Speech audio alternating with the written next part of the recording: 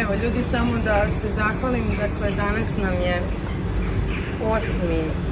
osmi protest od početka, odnosno od zatvaranja Paunove. Ja ću negde ukratko samo da sumiram kao i svaki put, s obzirom da nemamo neke aktuelnosti, odnosno novine, šta se zapravo zbiva. Danas je 60 dana skoro proteklo od zatvaranja Paunove. Mi smo imali, kao što znate, ono saopštenje koje se dogodilo od strane Ministarstva zdravlja 5. avgusta i od tada obećanje da će biti rekonstruisana zdravstvena stanica Doma zdravlja Vračar se nije ispunilo, odnosno planirano preseljenje bilo je za 1. septembar, zatim za 8. septembar. Oba roka su probijena i poslednje informacije koje imamo je da će preseljenje biti u narednih nekoliko dana.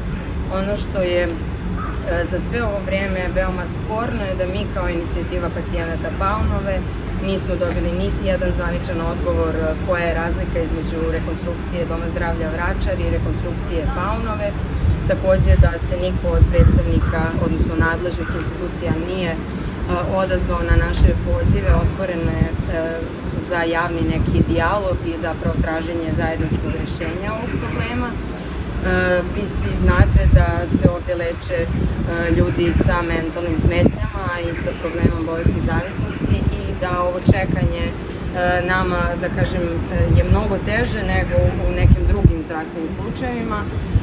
Ljudi imaju recidive, velike otpore krize, recidivi se dešavaju na svim grupama, to je ono što smo mi negde upozoravali na startu i dalje podlačimo da je ovaj čitav period 60 dana nečija odgovornost, odnosno odgovornost Ministarstva zdravlja i grada Beograda koji nije rešio ovu situaciju.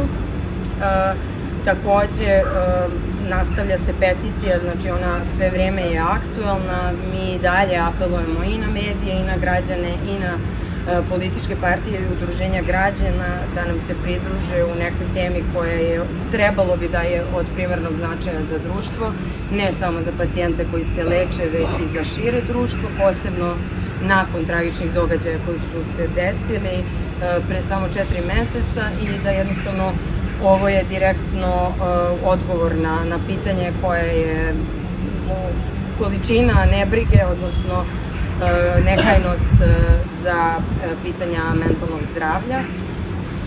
Takođe, ono što mi znamo od nedavno jeste da u zdravstvenoj stanici Doma zdravlja Vračar ne postoji nikakvo obeležje te rekonstrukcije ozbiljne koja je obećana tamo, obeležje u smislu građevinske table, niti se može saznati ko je izvođač radova i ko zapravo plaća vršenje tih radova.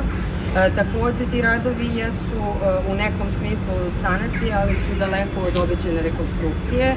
Dakle, ne postoji projektno rešenje, niti plan po kome bi ta bolnica sutra zadovoljila funkcionalne potrebe dnevne bolnice, kao što znamo, one su veoma specifične. Tako da nema do sada ni rešenja, ni ugovora i ono što je tu veoma logično postaviti pitanje na koji način mi možemo da znamo i ko jemči uopšte da će sutra zdravstvena stanica Doma zdravlja Vračar pripasti Institutu za mentalno zdravlje, odnosno biti data na korišćenje privremeno za potrebe dnevne bolnice. Tako da, suma sumarum, mi negde čekamo formalno na odgovore pritužbe koju smo napravili za Zaštitnika građana kao i za Zaštitnika za ravnopravnost.